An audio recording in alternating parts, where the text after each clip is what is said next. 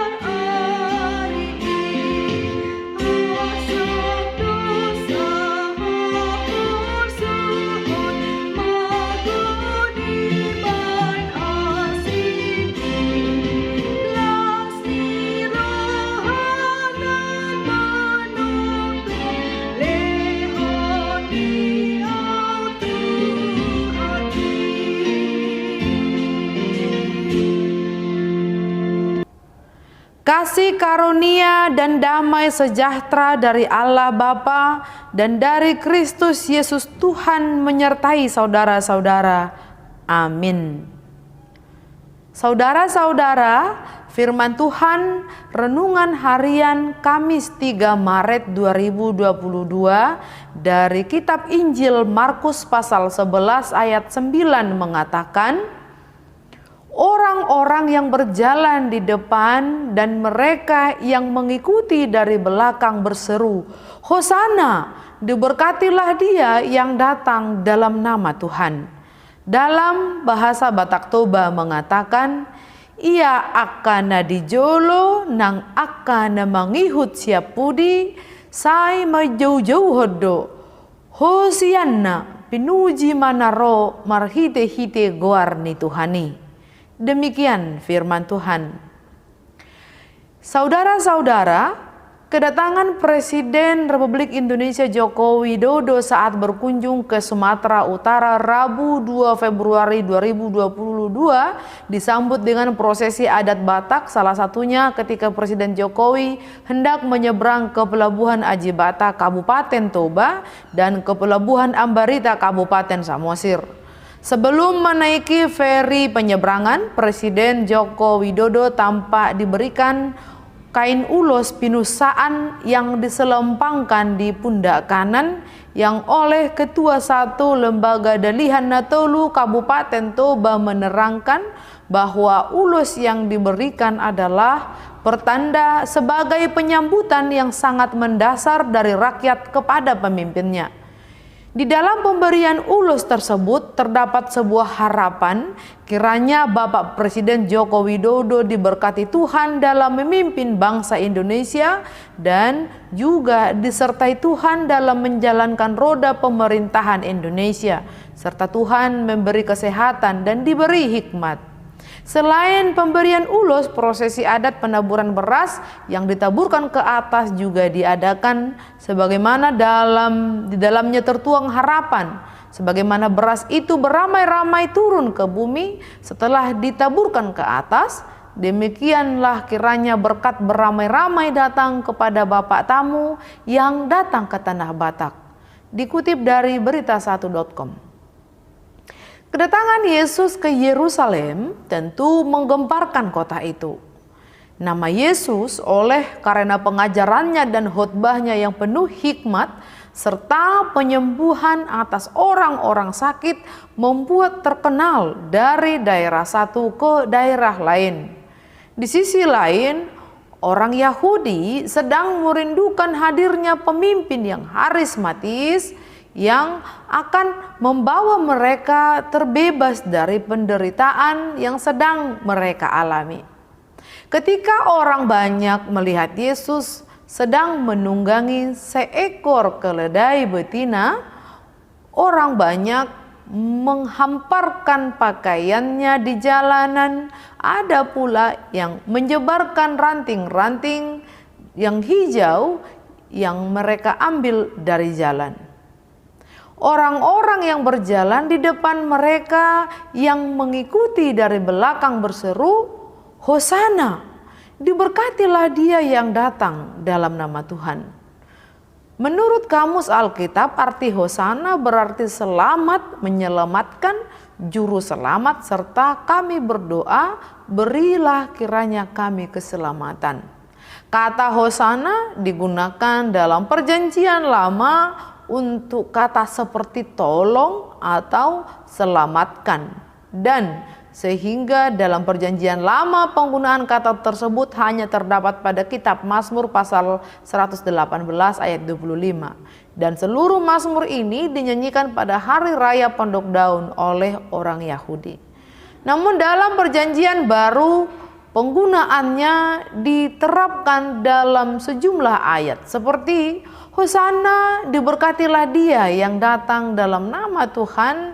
Itu bisa kita lihat pada Markus pasal 11 ayat 9. Yang kedua, Hosana di tempat yang maha tinggi, Markus pasal 11 ayat 10. Dan Hosana bagi putra Daud, kita bisa menemukan di Injil Matius pasal 21 ayat 9. Saudara-saudara, dulu pada masa Yesus, orang-orang yang mengelu-elukan Tuhan Yesus lalu berseru Hosana, diberkatilah dia yang datang dalam nama Tuhan, adalah orang-orang yang meneriakkan salibkan dia, salibkan dia. Mereka kecewa, raja yang mereka nanti-nantikan itu, pengharapan mesianik mereka pupus dikarenakan kedatangan Yesus tidak untuk membalaskan tekanan, penderitaan, serta ketidakadilan yang sedang mereka alami.